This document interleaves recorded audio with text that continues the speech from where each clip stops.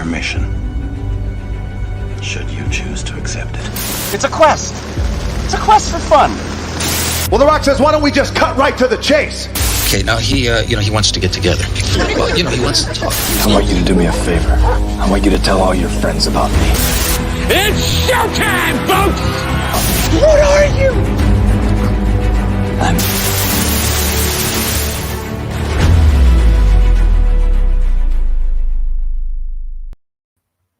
Hello there. Greetings and salutations. Welcome to And I Quote, the weekly show where we bring on content creators of all shapes and sizes who are joining us from any and all corners of the nerd universe. We ask some questions, have friendly conversations, and we find out what plans they have for the future. I am your host, Ryan of Nerd Culture. Thank you so much for joining us on this episode of And I Quote, and make sure you are sharing this video with all 300 of your closest friends. Get the word out, spread the joy, spread the shares about the show. We really think you're going to enjoy it. I guarantee it. So our guest this week is independent writer and publisher of Stormgate Press. Please welcome Charles F. Millhouse. Charles, how are you today? I'm well. I like how you said that, creators of all shapes and sizes. I'm kind of all shapes and sizes, so. There you go. It fits nicely. So once again, thanks for being with us. And if you have any questions for Charles F. Millhouse during the course of this show, leave them in the comments section, leave them in the live chat. Our producers are going to be monitoring it as we go throughout the course of the program. Without any further ado here, Charles, first things first, what were some of your favorite books or writers growing up? A lot of the books that I read was science fiction back in the day. Of course, Dune was a big influence on me, Frank Herbert. And I'm excited about the movie coming out. A lot of the other writers that I grew up with, mostly comic books, to tell you the truth. I wasn't a very good reader when I was younger. I struggled, and comic books was a way of helping me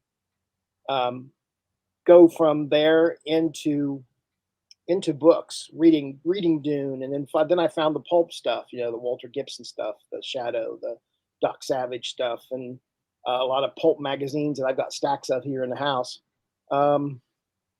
Just anybody that I could get a hold of back in the day and read. But Herbert was definitely, and the creator of Logan's Run, William F. Nolan, who just recently passed away.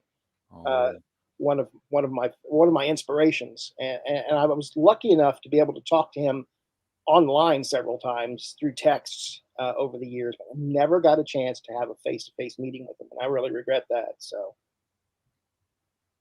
Okay. All right. I gotcha. So when did you specifically decide to become a writer? I was in my early 20s, and a lot of my stuff was just, handwritten. And I bought a little Casio typewriter. My wife got it for me. It had a little screen on it about that big. And you could type and you see everything you're typing on that little screen. And then when you were ready, you hit that button and it just started typing for you. And I knew I kept my wife awake at night, many a night, hit tap, tap, tap, tap, tap, tap. And then it would just start printing out. So my early 20s, about the time, around the time I got married, I really started to turn my interest toward writing. But, you would send out query letter after query letter and try to get someone to pick you up. And of course, it's like the chicken and the egg. You got to know someone to get published, but you can't get published unless you know someone. So it's kind of just a big circle. It wasn't until the independent phase really kicked in, and I was kind of pre-independent. I was published my first book in 1999 when it was Vanity Publishing, and you paid them $500 to $1,000 to publish your book. But it wasn't until Amazon came along and the print on demand came along that all that changed for a lot of us. Okay. All right. Wow. That's very amazing. Thank you very much for sharing with us. What would you say have been some of the biggest rewards of being a writer? The friends I've made. Not just the people who read my stuff, but the fellow writers, the creators, the artists. I think we've all become really good friends, and I've met a lot of them, and a lot of them I haven't. Hopefully one day I will. But social media has really helped with creating those friendships and those bonds, and we all help pick each other up when we get down. So that's the biggest thing when it comes to writing. Absolutely, absolutely. On the flip side of things, though, what would you say have been some of the biggest challenges of being a writer? Finding the time to write is one of the biggest challenges, especially when I was younger and my kids were younger. Spent a lot of time with my kids, worked a lot of nights when I was younger. So, and I missed out on a lot of the stuff that they did. So just time and promotion. And gosh, I could create a whole list. We could do a whole show just on that question. Well, maybe that's something we can put in the suggestion box for another for another time, another day. Let's just put it that way. Now, have there been any special memories from being at conventions, whether you're there selling your books or whether you have been there as an attendee?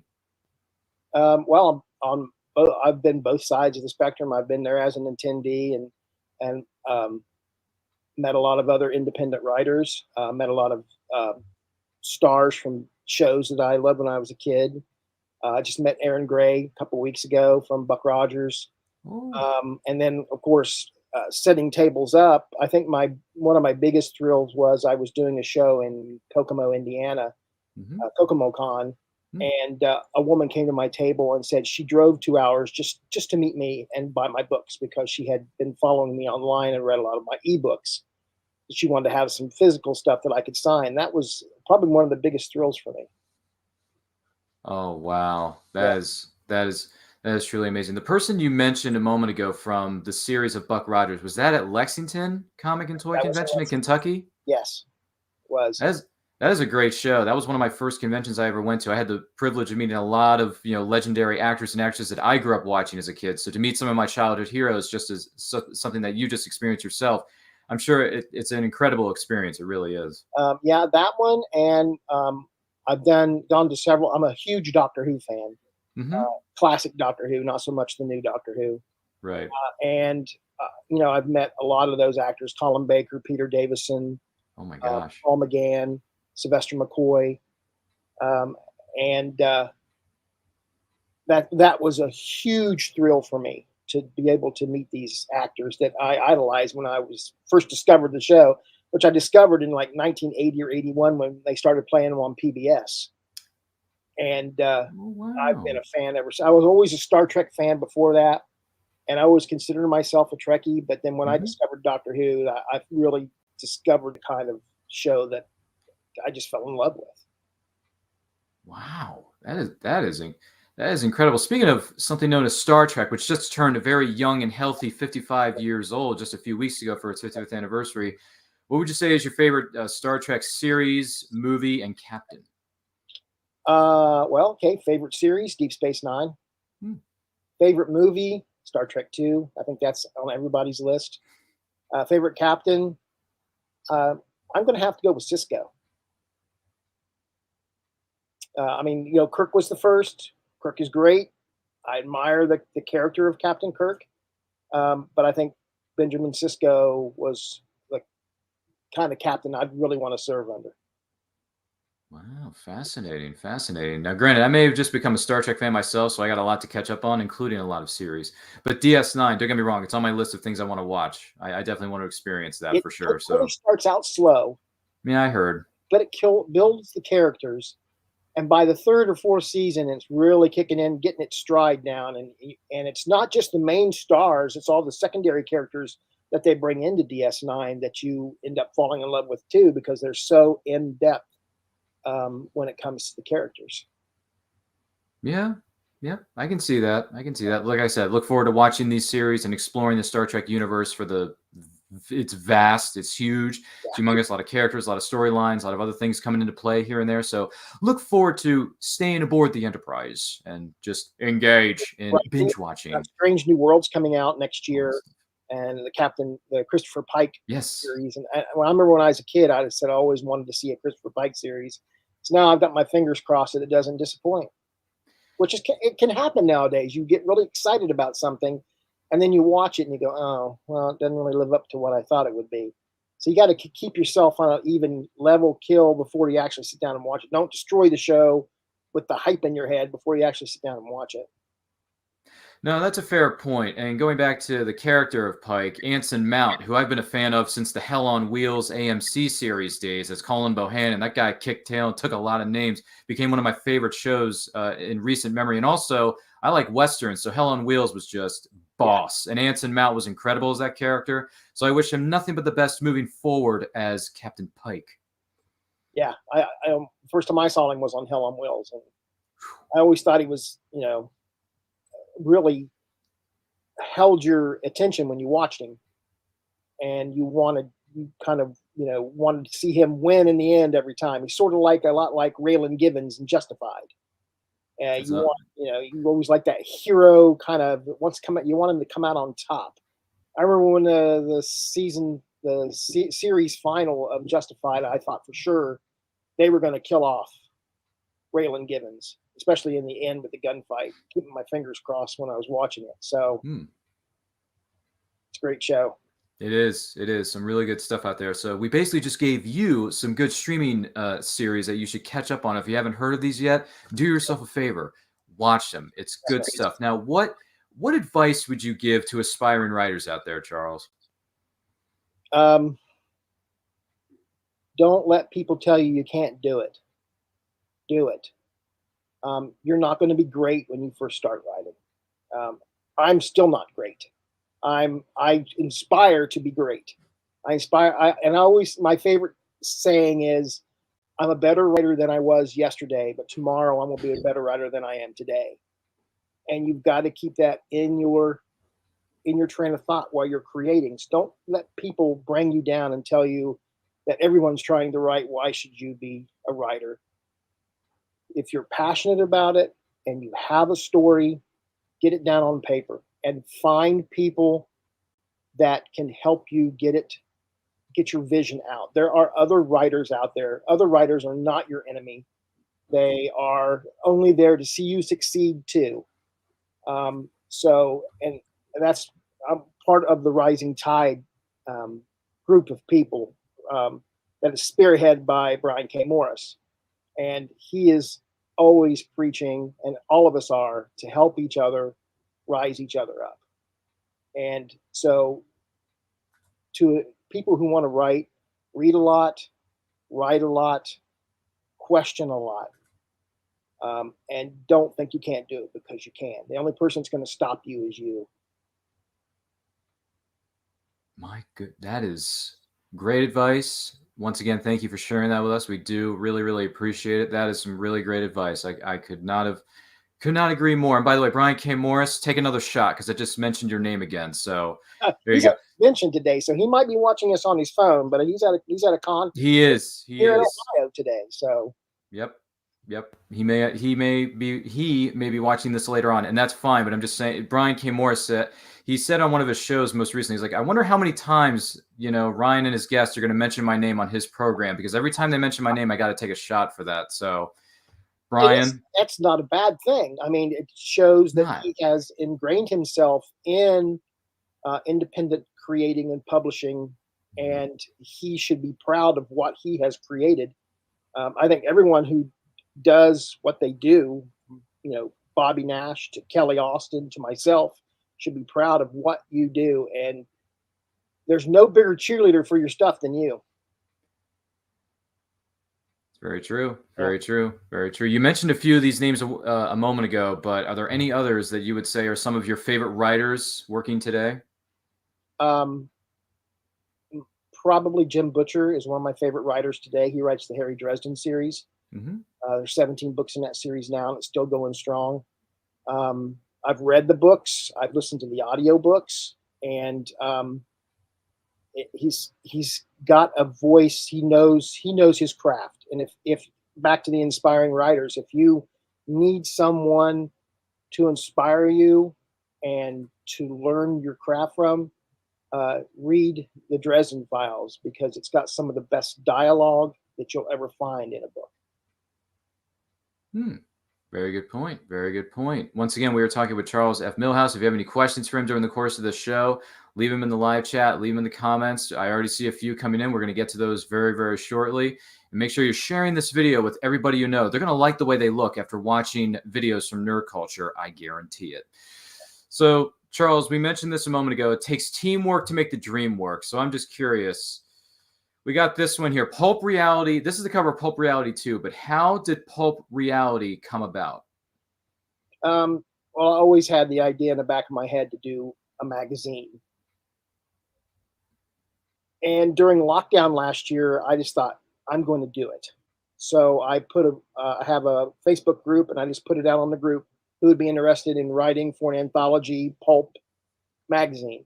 Originally, it was going to be a traditional type of magazine, but after doing a lot of research, magazines can be very expensive to produce. The traditional magazine, and I could have done it, and we could have produced it, but then the magazine would have been $20 for people to buy, and a lot of people aren't going to spend $20 on a magazine that's independently published. So we went with the book format. So we still, like I call it a publication. It's kind of a cross between a magazine and a book. It's larger. Actually, I have the Pulp Reality 1 here. This one won for the best cover by Damon Neves from Mexico City, and it won for best anthology of the Pulp Factory Awards. So we went with the oversized, larger book, and then on the inside we went with the kind of, I'm having a problem there, having a double column, so it's sort of like a magazine.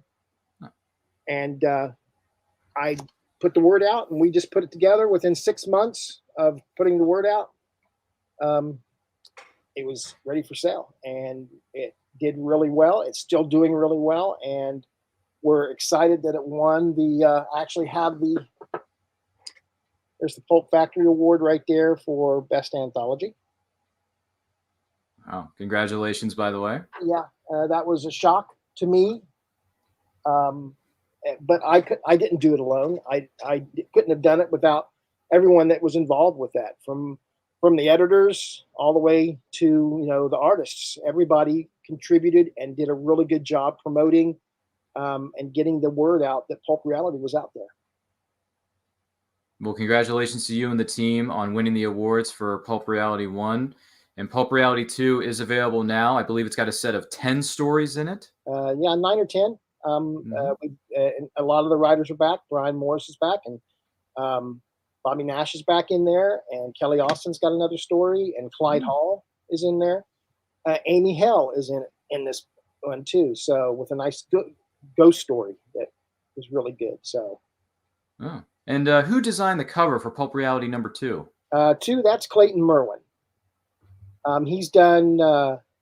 He did art on the inside of the first issue. He did the cover and art on the inside of the second issue, and he's supplying the art for Pulp Reality's first 5-page comic book that's going to be inside issue 3. That's written by Bobby Nash. Oh, you'll only be able to get that in the print copy. You won't be able to get it in the ebook edition. And eventually there will be an ebook edition of Pulp Reality 2. I just haven't gotten around to putting it out. Probably about the time 3 comes out, there'll be an ebook for 2. Wow. Man, they say good things come in 3s, trilogies, maybe more. I don't know. But look forward to seeing Pulp Reality 3 hit Amazon and other formats for you as a reader to enjoy. So that's great. Congratulations on that, Charles, and your team. That is fantastic. Now, a little bit more. We're going to fast forward just a little bit here. So one of your latest books is out. It's available on Amazon and a few other different formats. But I'm very curious. Tell us about how Evolution Man came about. I'm a huge fan of the $6 Million Man. I love the old TV show and then the original books. And I wanted to write a $6 Million Man book, but I would never be able to get the rights. So I kind of created my own. It's not bionic, but he is evolved, and hence Evolution Man.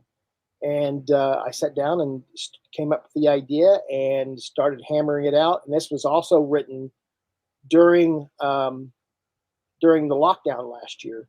And what really got me motivated was the cover is done by Jeffrey Hayes. And Jeffrey had the cover done before I even really got the first chapter laid down. And his cover really inspired me to push forward and get that book done. And incidentally, he already has the cover for the second book done, and I still have a little while before I start writing, and I'm really itching about getting to work on the second book. That is incredible, because when I look at that cover, I'm thinking, is this a new movie coming out? Because it looks fantastic just from the promotional materials for it alone. Yeah, he does a great job. Plasma Fire Graphics, if you need some work, like it's been said, when the look of your book matters to you, that's Plasma Fire Graphics. He does a really great job, not just with the cover. He makes promotional videos, and he puts together ads for you, and he's I dare say a geek like I am, so he pretty much he sees what I see, and he's like that for a lot of authors. And Clayton Merwin's the same way. He's a geek at heart, and he can see what I see and transfers to, because he's done some Captain Hawklin covers too. Ah, impressive. Very, very impressive. That actually leads me to my next question. Now, I've been talking to a few people about this, and you and I have talked about this behind closed doors, backstage. You got a lot of special things coming up, a lot of special announcements to be made. But before we get to that, a few questions have rolled in from the comments, and this is going to kind of relate to those questions. And then we'll get to the special announcements soon after. So hang on to your seats. It's going to be a great ride. So this graphic here was also done by Jeffrey Hayes of Plasma Fire Graphics, and this kind of leads into some of the questions that our viewers in the audience are currently have, I should say. This one right here: who is Captain Hawklin? How did this series of books come about, and what inspired you to write this series? I was a huge, like I said, I always read pulps, and I was a huge fan of, still am, of Indiana Jones and the movies. And in the 80s, after Raiders of the Lost Ark came out, there was several TV attempts to do something like it. And one of those attempts was a TV series called Tales of the Golden Monkey. And I really wanted to write some Tales of the Golden Monkey. I've written some fan fiction for myself just because I like the characters. But I wanted to do something. I wanted to publish myself. I contacted Donald P. Bellizzaro, who was the creator, producer of the show, and I hit a wall there. And then I contacted Universal Pictures, and I hit a wall there. So I decided I was going to create my own type of pulp character. And I wrote the first book. It came out in 2012. It was Captain Hawklin and the Skyhook Pirates. I wrote it as a one-off. I had no idea there was a movement called New Pulp. I had no idea that anyone was writing that kind of genre. And the book took off. It did better than I thought it would.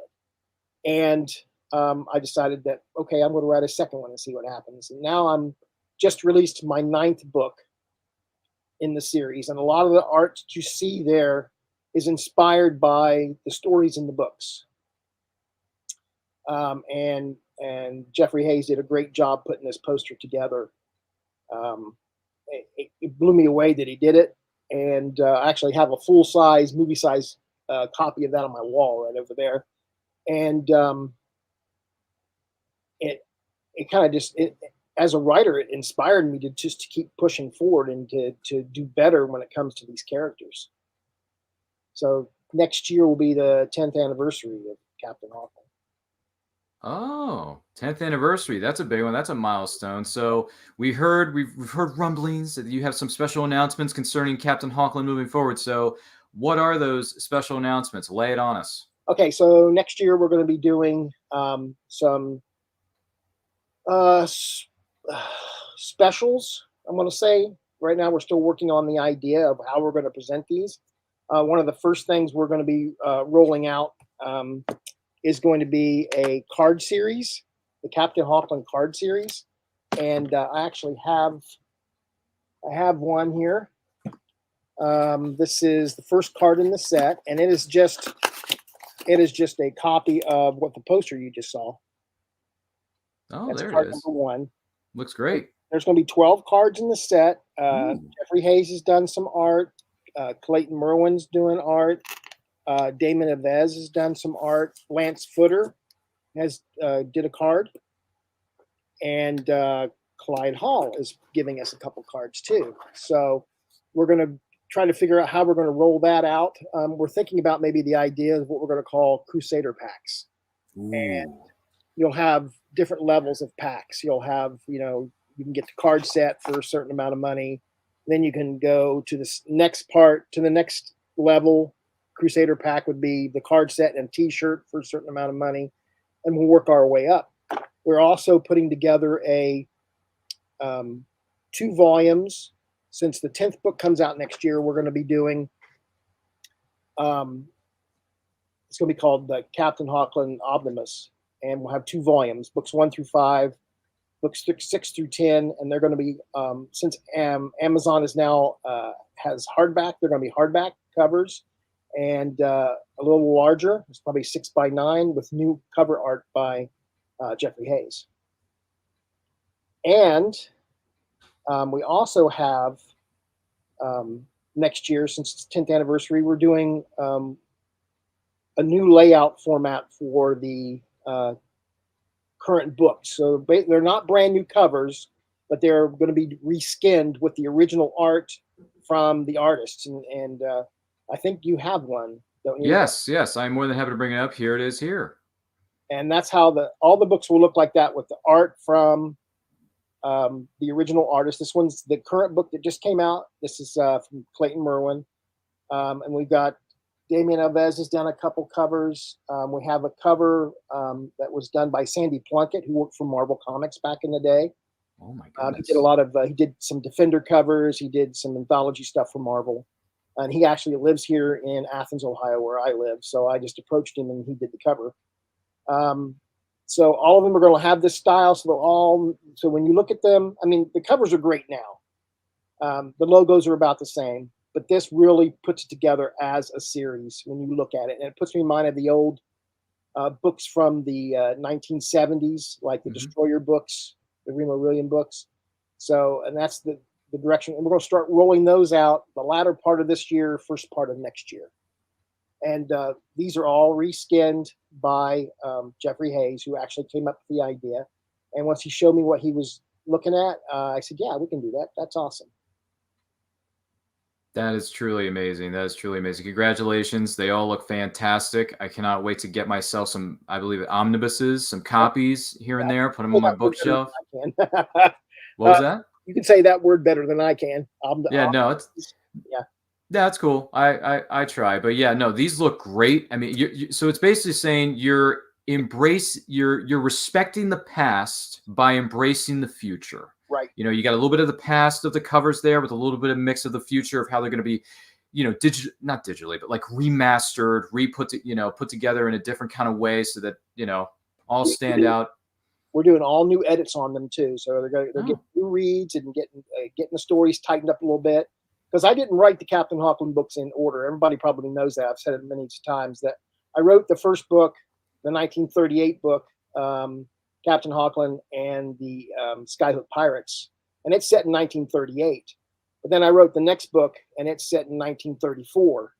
And then the third book's set in 1930. So it just went all over the place. But we're going to re-release these in chronological order, of course, and needed to tighten stories up a little bit because I felt that there was a couple things that were said in one book that in the other book kind of contradicted it a little bit. So we're just tightening the story up on them is what we're doing. Well, that sounds great. Once again, congratulations on all of that. Cannot wait to get myself some copies, add them to my bookshelf, and I'm sure you, the viewer, are going to enjoy these series of books as well. My goodness gracious. I mean, you got some of the best indie writers in the world combined with some of the best indie publishers, but artists, creators, all that stuff, all working together, and they create a product that is just out of this world, if I do say so myself. I mean, once again, that new cover that we just showed you, to me, that looks like the cover of not just a great book, but if it were to become a series of, on Netflix or as a movie, I'm thinking to myself, I want to see this tomorrow. Yeah, I'd like to see that too. Yeah. That would be awesome. Yeah, which kind of leads me into my next question. What if you had the option to have one of your characters or stories to be adapted into a Netflix series or movies? What would you choose? Well, the Netflix series, definitely Captain Hawklin. That would be. I wouldn't know how to react to that. I'd probably sit down and I don't know. I'll probably pass out. A movie, Captain Hawklin would definitely work as a movie, but Serena Darkwood, her series that I'm actually currently writing the second book to, is a space kind of. I'm telling everybody it's a cross between Han Solo and Lara Croft, and she gets herself into one tight situation out of the other, and I think she would work really good as a motion picture series. Oh my goodness. Okay, so in her case, this is where the fun begins. one of those cases. Well, that sounds good. Who knows? You know, crazier things have happened. Stranger things have happened. If something gets adapted into a series or a movie, we wish you the best. Thank you. And yeah, like I said, I don't know what I'd do. I'd probably pass out. I probably would. Pass out. That is definitely one way to react to a piece of good news in your life, I should say. Now, all these books are coming from Stormgate Press. How did Stormgate Press come about? How did that all start?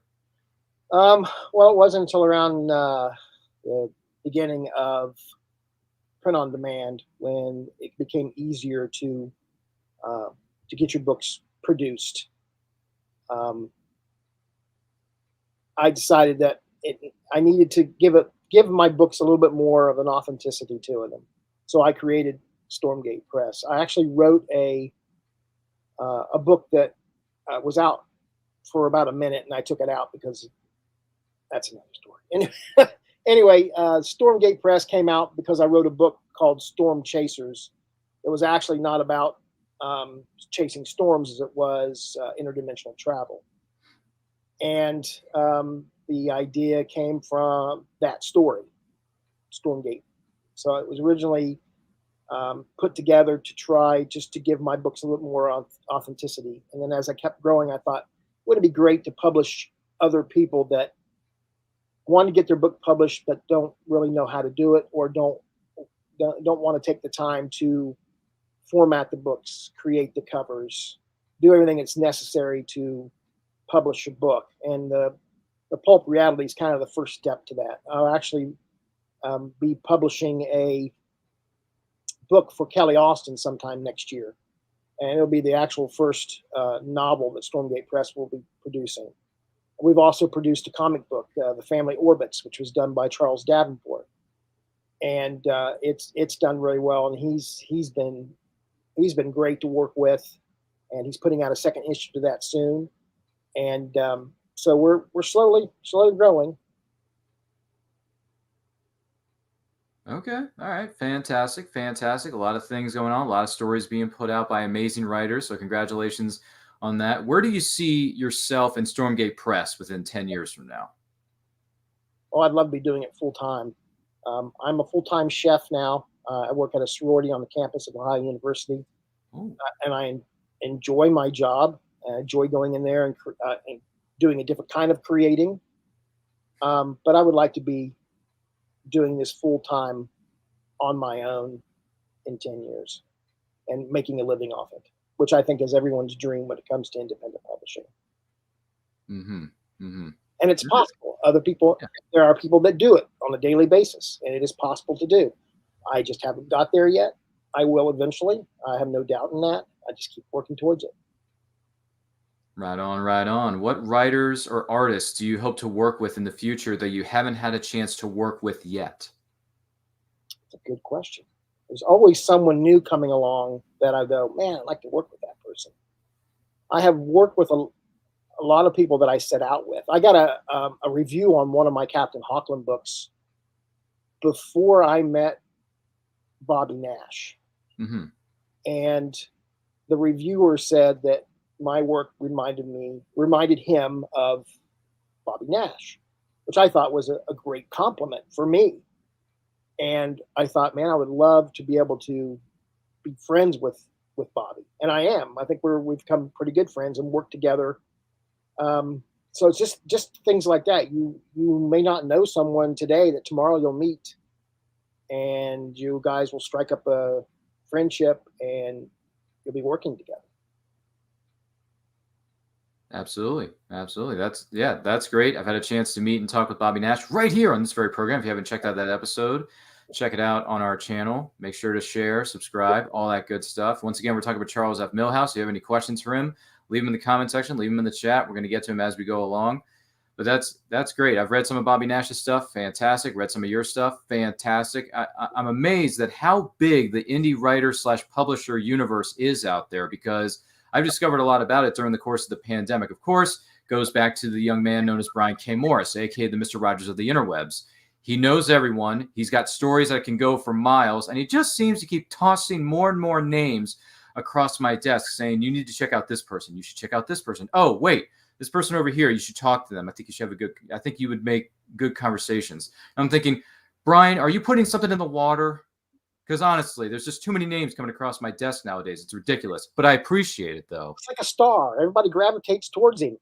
And I didn't do a lot of shows prior to 2019. I did local things like here in town.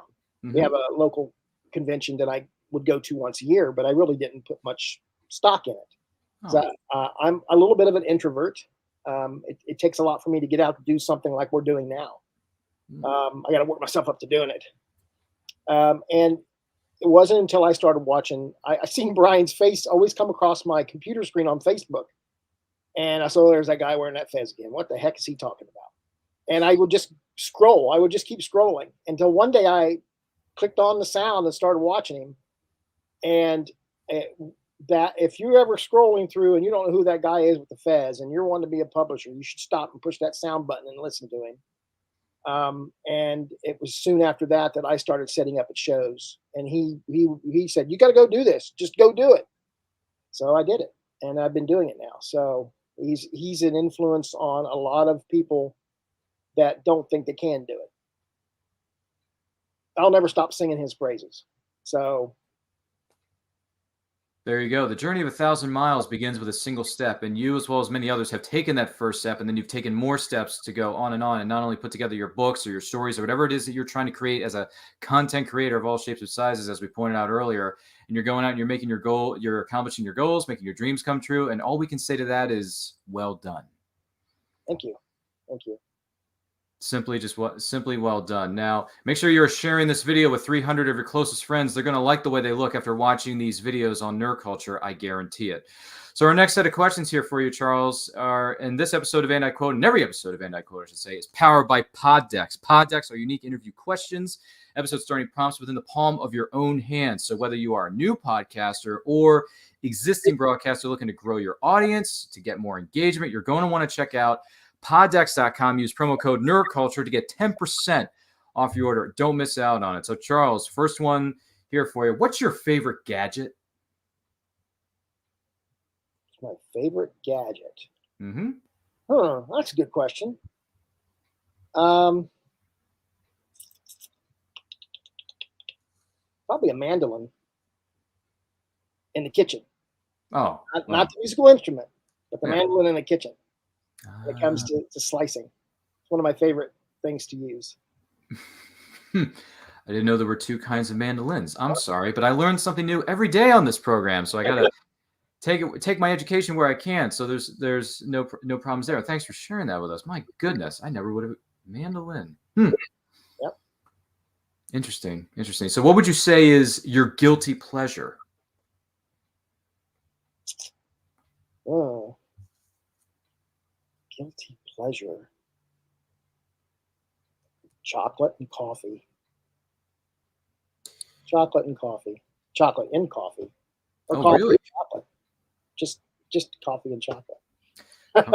Okay. All right. So in your case, life is like a box of chocolates. You never know what you're going to get. Yep, pretty much. Pretty much.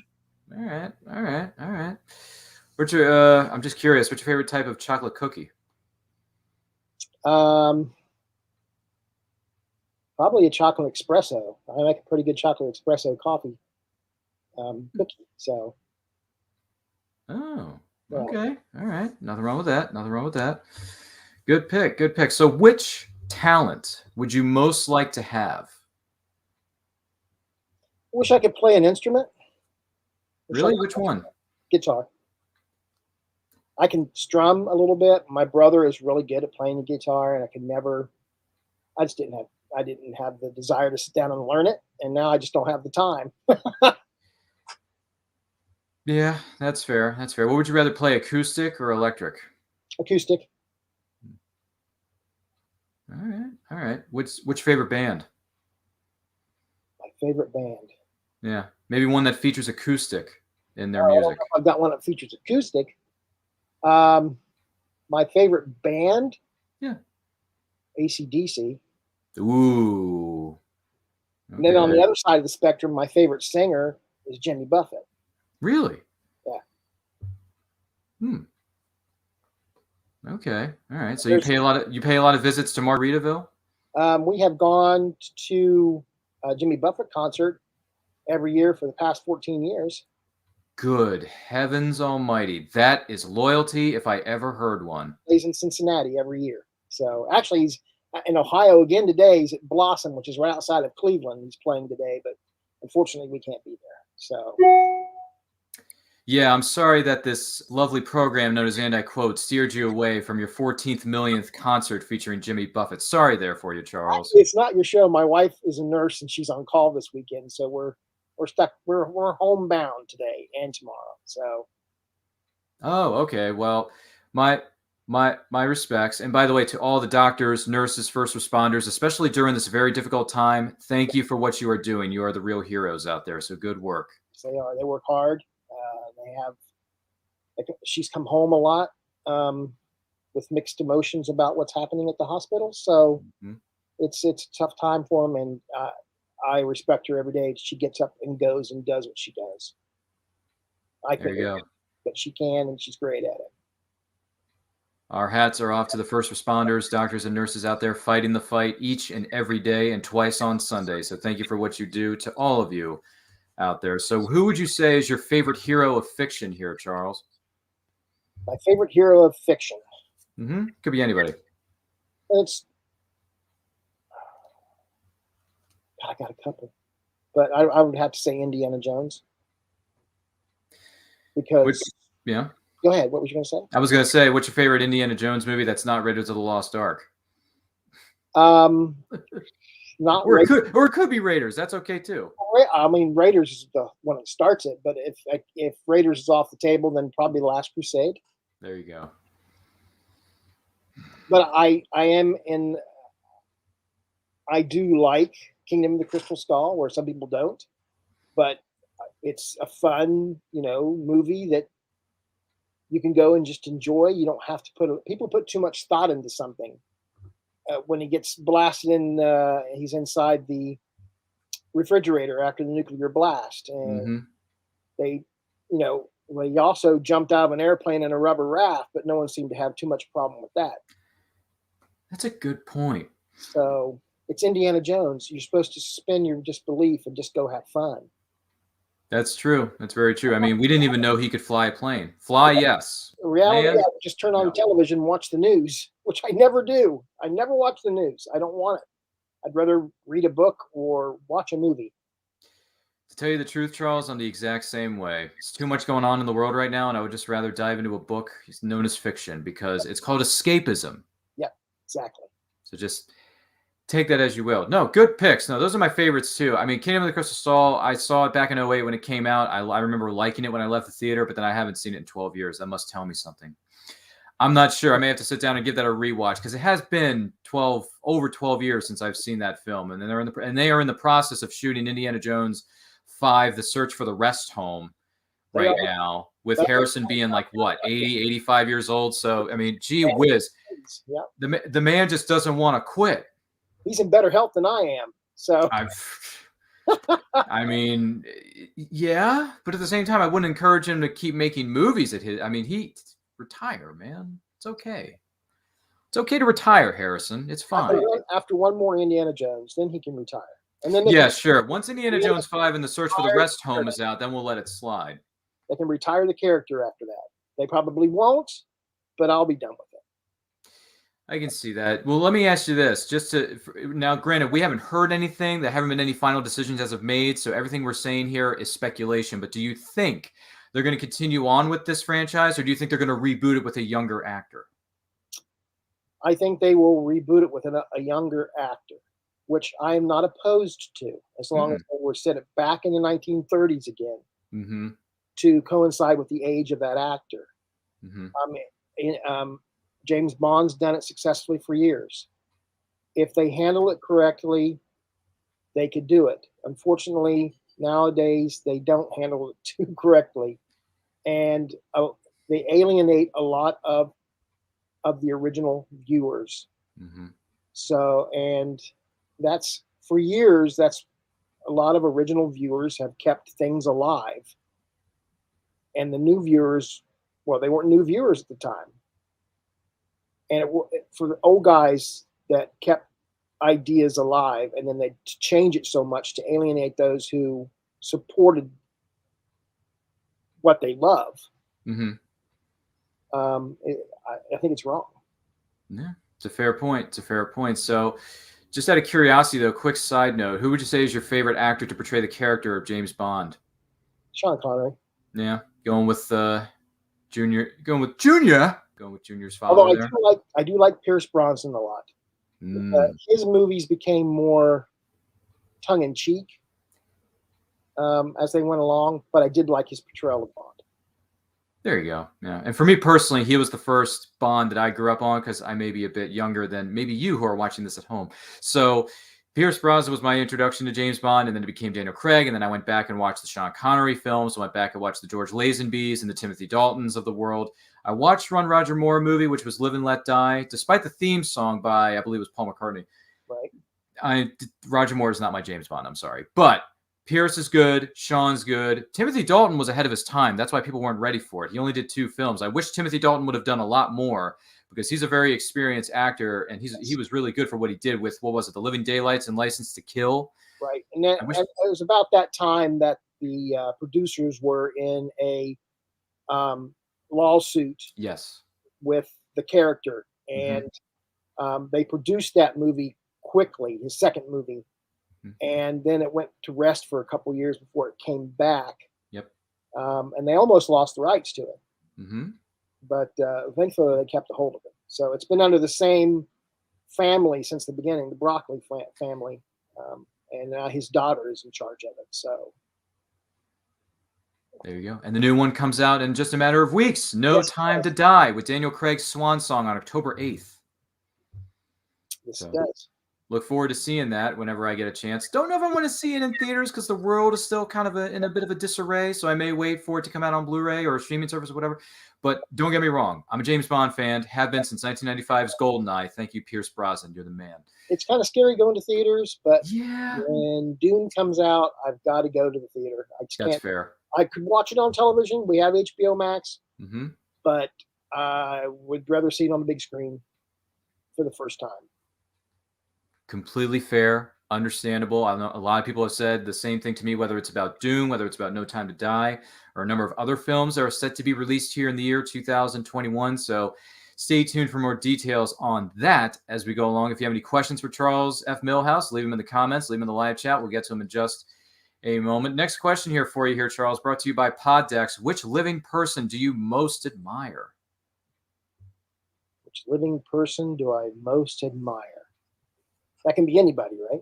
Could be anybody. Well, my wife. I admire my wife because if it wasn't for my wife, I would probably not be sitting here right now. She has kept me on the straight and narrow for 31 years. So there you go. There you go. Love of your life. Makes complete sense. Respect, respect, respect. So what's left on your bucket list?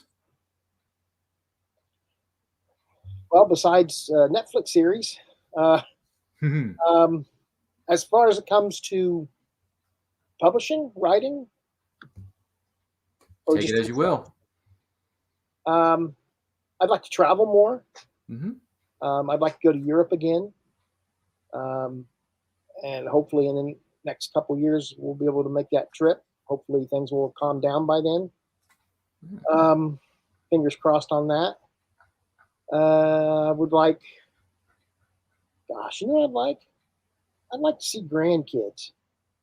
But neither one of my sons are at that point in their life. So, and they're both grown up men. They just don't, they're not there in their life with it. So, but I'd like to have grandkids. There you go. There you go. Pass the torch of writing, reading, all that great stuff onto the next generation, I should say. Oh, I'd like to strangle my oldest son. He is an amazing writer, but he doesn't imply himself. He could outdo me in a heartbeat. But he, again, like I guess like children, he's just not there. You can't make someone do something they don't want to do. So. Okay. All right. Because I was going to say to your son, you must feel the force surround you. Yeah. Its energy surrounds us and binds us. It's just, it's just kind of pull a Yodaism. You got to feel the force. Just use it. Yeah. I think he could do it if he sat down and just applied himself, and I would help him publish the book, or I even help him go the different route and look for an agent. Maybe he could do something I can't do, which would be great. There you go. There you go. Fair piece of it. Fair piece of wisdom there. Fair piece of advice. Now, if you had the opportunity to have a part or just be on the set of a movie, past or present, which movie set would you want to be on? Planet of the Apes.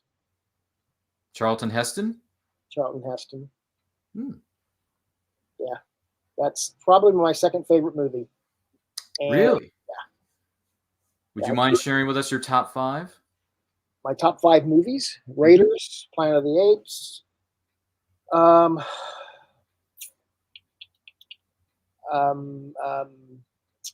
Goldfinger,